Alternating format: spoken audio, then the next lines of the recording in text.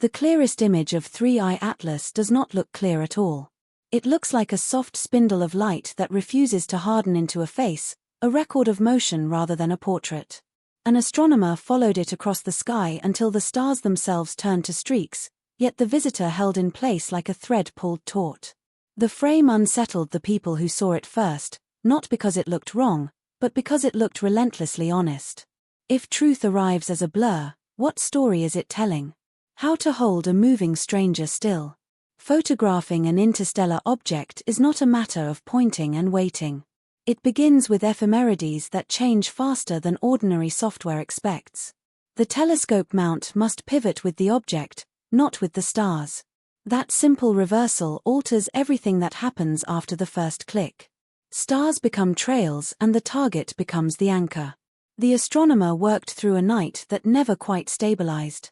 Upper air shifted like a slow tide, the mirror breathed with the temperature, and guiding errors nibbled at the edges of the field. Every exposure was both a measurement and a gamble. The solution was patience mixed with arithmetic. The mount was fed a path calculated from a stack of nightly positions, each measured to a fraction of an arcsecond. The camera took long frames that would have smeared any normal comet into a pale brushstroke, then took them again and again until the signal teased its way above the noise. Each frame was aligned on the predicted motion of 3I-ATLAS, not on the field. That choice turned background constellations into graceful ribbons while the object held its ground. The image that emerged was not a single moment but an average of many, time braided into a shape. None of this would have worked without the quiet math that lives between photons and pixels. The sensor does not care what the light means. It records charge and heat and the occasional cosmic particle that crashes through like a false star. The astronomer cared, so the processing pipeline did too. Every frame had its own bias and dark current removed. Hot pixels were flagged. Atmospheric wobble was modeled and reduced. Only then could the faint smear accept enough reality to stand. There is a point in any pursuit where technique gives way to temperament. The astronomer reached it near dawn, when the sky began to pale and the object edged toward the horizon. A final series of exposures came in thinner than the rest, the air heavy with moisture, the tracking a little less sure. Those frames still mattered because they repeated the same feature seen at midnight. The elongated light did not rotate into a sphere or split into a tail. It stayed slender and even, as if the thing itself were unwilling to present a familiar face. What arrived on the screen at sunrise was not pretty. It was persuasive. The stars were blurred by design. The interstellar object remained. The clearest image would never look crisp because crispness would be a lie. The truth, for once, demanded a blur. If we finally learned how to move with the object, what exactly did we catch when the motion stopped pretending to be still? Shape without surface. When observers talk about shape, they usually mean the bright head of a comet and its spreading wake, a teardrop that any schoolchild can sketch. This time the conversation began with something that refused to advertise edges. The light was stronger along one axis than the other, and that strength held across stacks of frames. The ratio shifted by small amounts as the exposure sequence ran, yet it never collapsed into a round signature. Something elongated was really there. The simplest explanation should always go first. A rotating nucleus can blur itself if the exposure window is long relative to the spin. That effect is familiar in images of fast asteroids and small comets. The mathematics of such blurring is not hard. If the light curve wobbles with a regular period, the timescale of that wobble points to a rotation rate, and the amplitude hints at how stretched the body might be. Here the wobble existed but stayed shallow, as though the surface had very low contrast or the spin axis pointed near our line of sight.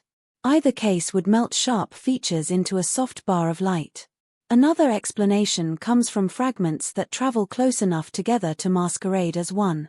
If several pieces maintain a tight formation, they can smear into a single signature, especially when the tracking solution assumes a point. The astronomer tested that idea by splitting the stack into smaller groups of frames and checking whether the elongation angle drifted. It did not drift in the careless way a loose cluster would. It held with a discipline that argued for a coherent body or for fragments kept in a stable relationship by their own gravity. Instrumental distortion needed attention before any of those ideas earned confidence. Different processing pipelines, run by different hands, returned the same axis ratio and the same skew relative to the sunward direction. That repeated geometry is an anchor. It says the telescope was not inventing a shape that the sky did not provide. The direction of the elongation mattered as much as its existence. A typical coma brightens toward the sun and fades behind the nucleus. The spindle in these frames leaned slightly away from that expectation. It did not point at the sun, and it did not point cleanly away. It sat crossways, as if oriented by internal reasons rather than by solar wind. That choice of posture, if a choice is even the right word, set nerves on edge in several offices. A natural body should obey natural gradients. A traveler from elsewhere might carry habits we have not met before. The restraint of the light was also a clue. Active comets write with broad strokes. They produce noise and drama. This visitor whispered. No bright jets, no coarse features, no flaring head that swamped the sensor. Just a held shape, slight but consistent, the geometric equivalent of a firm murmur. If the outline holds but the edges refuse to appear, will the spectrum tell us what the shape is made of or why it hides? The spectrum that refused color. Color is often the easiest truth to collect.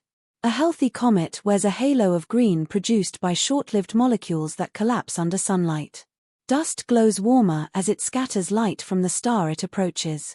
Even weak emissions can betray chemistry when the correct filters are in place. The astronomer working on 3I-ATLAS expected at least a hint of that familiar palette once the stacks were separated by wavelength. What arrived looked like a study in restraint. The visible bands lay almost flat, the differences too small to name with confidence. The near-infrared rose gently, not enough to declare a plume of water vapor or a shout of carbon monoxide, just enough to argue that dark material sat over even darker ice. The ultraviolet did not light up. The green that would have flattered a normal comet stayed quiet. The spectrum in hand spoke like an old traveler who knows how to keep secrets. There are reasons a surface can go silent. Interstellar dust particles bathed in cosmic radiation for long periods grow coatings of complex organics. Those coatings absorb more than they return. In theory they redden the light, but at the faint levels involved, that slant toward red averages out into gray once the distance and the spread of wavelengths are considered. The result is a tone that looks like absence but is really accumulation. An object can be very old and very busy and still end up nearly colorless to a distant eye. Chemistry without chatter also points toward a nucleus that is not shedding much gas. The coma is there if we define coma as any haze of ejected material. It is not there in the energetic sense that turns filters into bright markers. That difference possesses meaning. An interstellar object that keeps its volatiles locked beneath a processed rind will brighten more by reflection than by emission until heat finally cracks the seal. In these images the seal still looks mostly intact. If there is a hint of anything neutrality, it lives near the boundary where the detector begins to tire. A shallow dip suggests carbon dioxide at work under a thin crust. The shape of that dip matches what other cold comets have shown under gentler sunlight. It is not a flag planted on a map. It is a suggestion that feels right when placed beside the rest of the data. The astronomer kept the language conservative. Color is treacherous at the edge of detection. The line between a real slope and a calibration bias can be very fine. Yet the silence felt physical, not procedural. The object had learned how to keep its glow to itself. When color goes quiet and chemistry withholds its signature, can time stacked in photons reveal what the eye cannot? Building an image one photon at a time. An image this faint is not a picture in the ordinary sense. It is a vote count. Every pixel accumulates single electrons kicked loose by photons that struck the silicon with enough energy to matter. Random charges arrive too, caused by heat and cosmic rays. The business of the reduction is to accept the votes that came from the target and discard the ones that did not. The process feels less like art and more like census work. The work begins by comparing every pixel to its own baseline. Detectors have habits. Some columns read a little high. Some regions run a little warm. Those patterns are subtracted using frames that were taken with the shutter closed and with the sensor lit evenly. Stars streaking across the field are modeled and removed in the comet tract stacks, then measured separately in star tract stacks to check that the subtraction is not erasing the thing that pays the bills. None of this step is glamorous. All of it is necessary.